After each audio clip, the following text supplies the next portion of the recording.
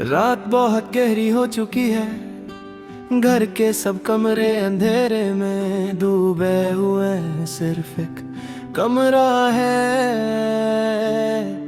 जहां हल्की सी रोशनी जल रही है।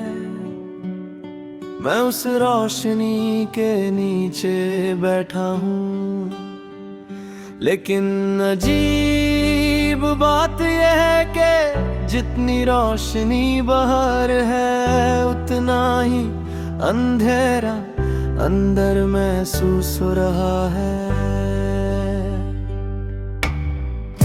कभी कभी खामोशी इतनी गहरी हो जाती है कि वो सिर्फ खामोशी नहीं रहती, वो बोलने लगती है। आज रात भी कुछ ऐसा ही हो रहा है।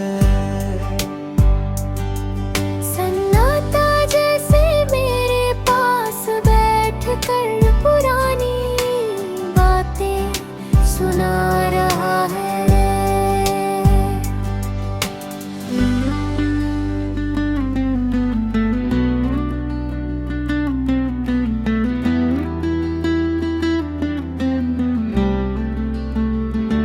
क्लॉक की तिक तिक भी आज ज्यादा लाउड लग रही है।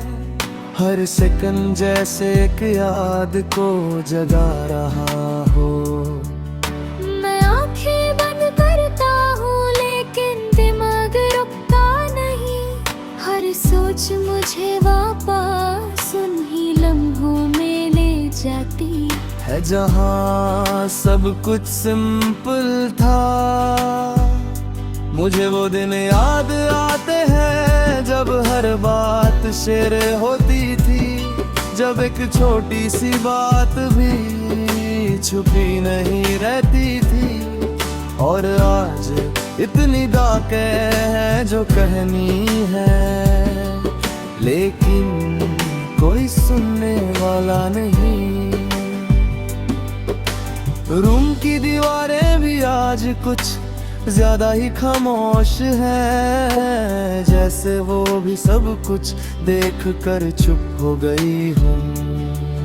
कभी लगता है कि अगर ये दीवारें बोल सकती तो कितनी कहानियाँ सुना देती। मैं फोन उठाता हूँ, कॉन्टैक्ट्स स्क्रॉल करता हूँ, फिर रुक जाता हूँ। कुछ नाम सिर्फ नाम नहीं रहते, वो पूरी कहानी बन जाते हैं। और कुछ कहानियाँ दोबारा शुरू नहीं होती।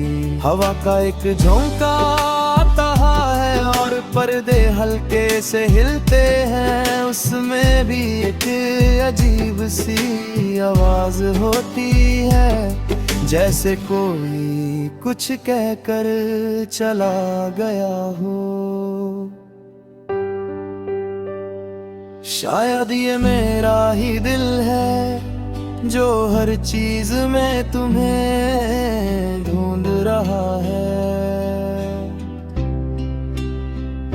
कभी कभी लगता है कि अगर मैं जोर से बोलूं तो शायद ये सन्नाटा टूट जाए, लेकिन फिर समझ आता है कि कुछ खामोशियां टूटने के लिए नहीं होती, वो सिर्फ महसूस करने के लिए होती है।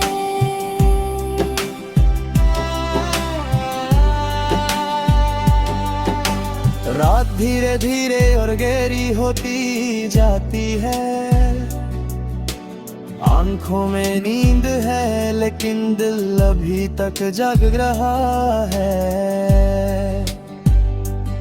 ये अजीब सी जंग है जहां जिस्म थक गया है, लेकिन यादें अभी भी जिंदा है।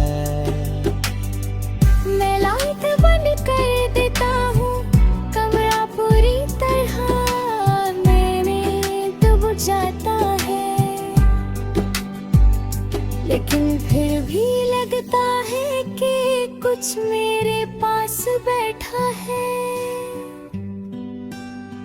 वही सन्नाटा जो अब भी कुछ कह रहा है। और मैं समझ जाता हूँ कि कभी कभी सबसे ज्यादा आवाज उस खामोशी में होती है, जो कभी बोलती नहीं फिर भी सब कुछ कह देती है।